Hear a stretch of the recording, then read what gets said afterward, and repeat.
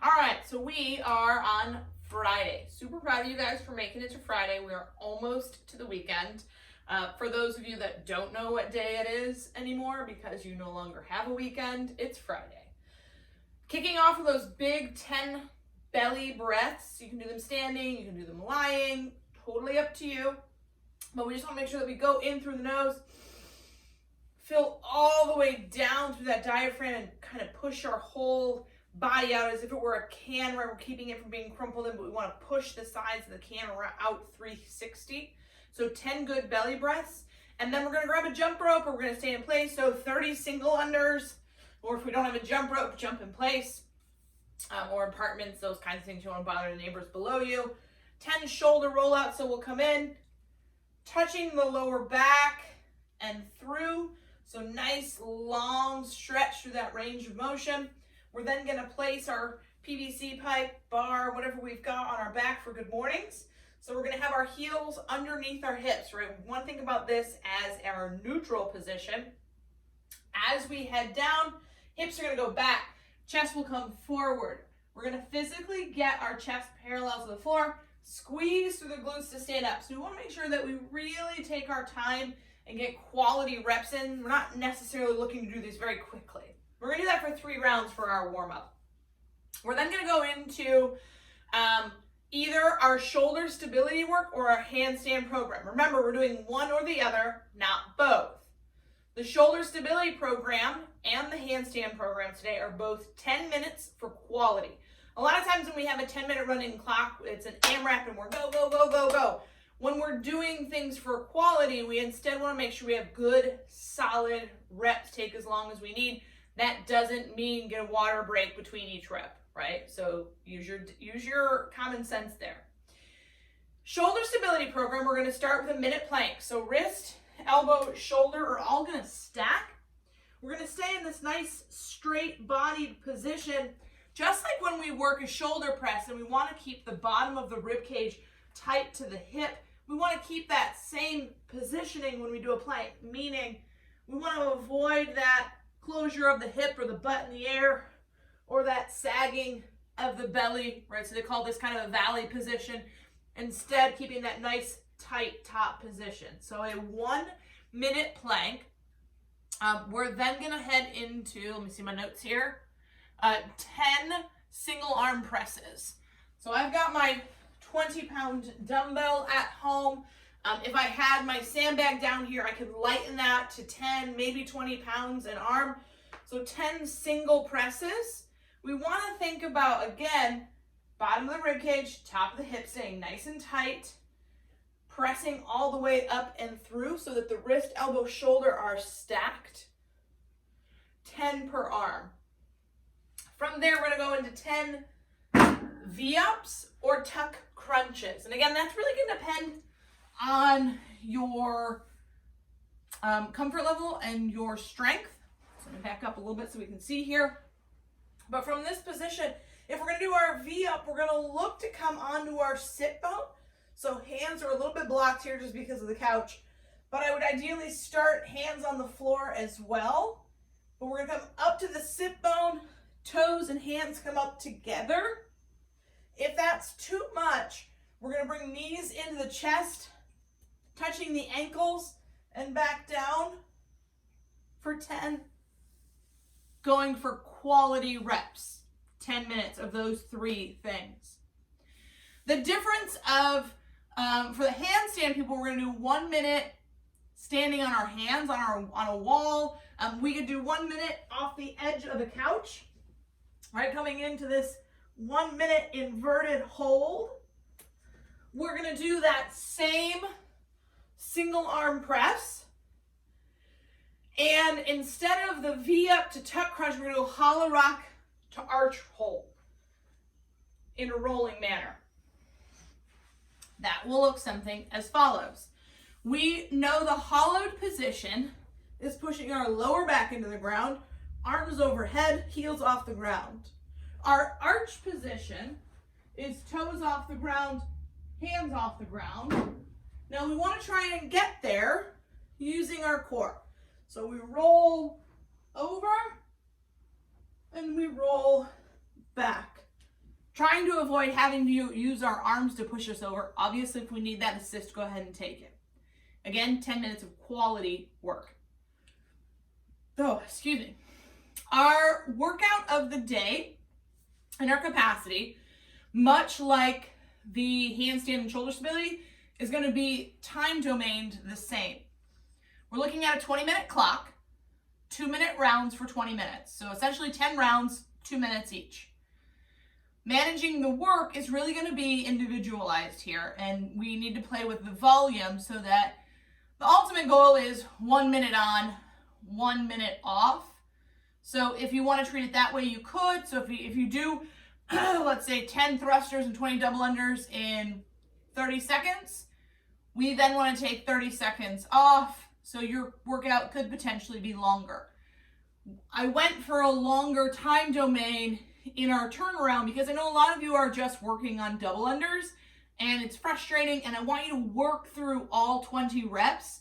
As annoying and frustrating as that is, if you have a jump rope at home, do that. Our thruster. If we've got a bar, feet would be in our squatting position, heels outside of the hips. Just like an air squat, weight's gonna stay rooted in the heels. I'm gonna be that thumb distance out from the smooth and the knurling with my bar in the front rack position. I don't have any weight on this, so I like to use my chin just when I demo with a PVC pipe, or in this case, a broom. As we head down for the thruster, we're gonna look to have the hips crease the knee in that bottom position, driving all the way up through the hips to that full extension before we drive the arms into an overhead position. Fully locked out, elbows overhead. Where most people are gonna screw up a thruster or make it harder on their system than it needs to be is the way down. As we come down, we have a tendency to start the bar down and the hip comes down, so all that weight crashes on you in the bottom.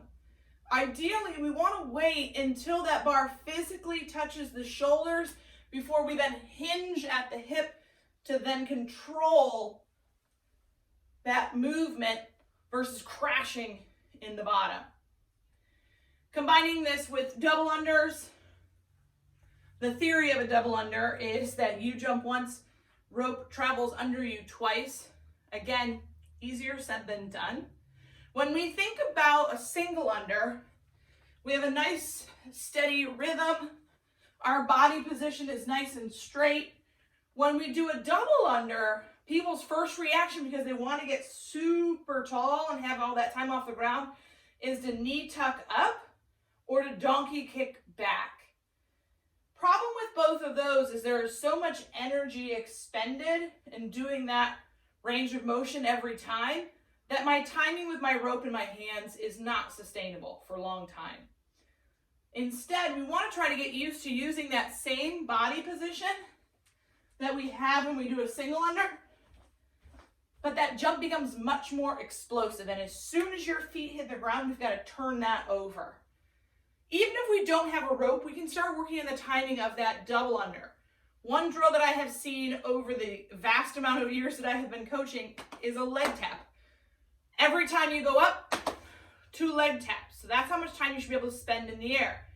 It also is going to get your brain thinking about 2 different things, because when we're doing double unders, we have to think about what's happening with our feet while what's happening with our hands. So if I just think about my hands and don't think about my feet, I'm going to get trip on the wire. If I just think about my feet and I don't think about my hands, I'm usually going to lose the rhythm. So this is a way of starting to reinforce both. So my single under, every time I jump would be 1. My double under every time I jump would be 2. So that would be a good substitution for our double under if we want to do the workout of the day. If we have double unders, right? If you're like 20, who cares? Increase that number, make it 40, make it 60, make it a number that is challenging for you to maintain over 10 rounds. Our unequipped workout, we're gonna go either single arm thrusters, so 5 and 5 to get to that 10 thrusters. I've got my 20-pound dumbbell here, I've only got 1. If I had to, I could do a pair of thrusters. If I've only got 1, or my weights, right, if I've got 20 pounds in each arm and that's too much to thruster, we're gonna go single arm for 5, and then we'll switch hands for 5.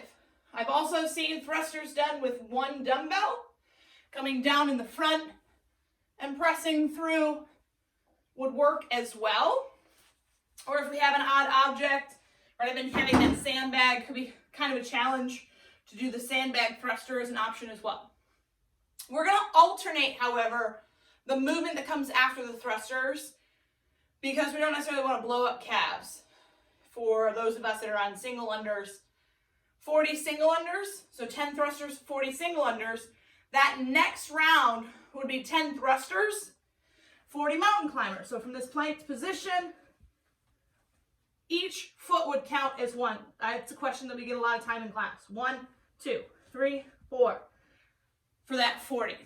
We're going to cap it off by grabbing our foam roller if we have one for a 1-minute quad smash each side. So we're going to work each quad individually. We want to try to work that whole length of the quad. I like to roll kind of side to side and go against the grain. If I find a spot that feels particularly gnarly, I may just rest there for a minute. So 1 minute on each side. And then coming in for thoracic spine extensions, we're going to put that foam roller just below the shoulder blades, opening up, big breaths. And I like to come up and through, so I wouldn't necessarily just hang for 1 minute. If you do hang for that full minute, just make sure that we sit here for a minute before we try to stand up because we are turning the head upside down for a full minute. You can also twist and open the spine that way. So the nice part with doing foam rollers in our recovery is you can't do it wrong, right? So you can do it less efficient, but you can do it wrong. And let's see. Yeah, that's all I have to cover today. So I will see you guys tomorrow. We're going to try and encourage you to, quote unquote, literally phone a friend. So using FaceTime, if a neighbor lives close to you, within social distancing rules, Zoom, if you've got Zoom. So in alternating, your partner does a round, you do a round, your partner does a round, you do a round. Just trying to get you guys working together again. If you don't have somebody at Coca that you have their contact information, but you'd like to partner with them, let me know. I will connect you. And tomorrow morning, Sunday, right? Sunday afternoon at noon will be our weekly coaches check-in with Kate roundup, right? Our weekly Coca roundup. So hop on that. We'll talk all things Coca, things that are going on. Just kind of check in with you guys. Check the Zen Planner app for that. That's all I have for you.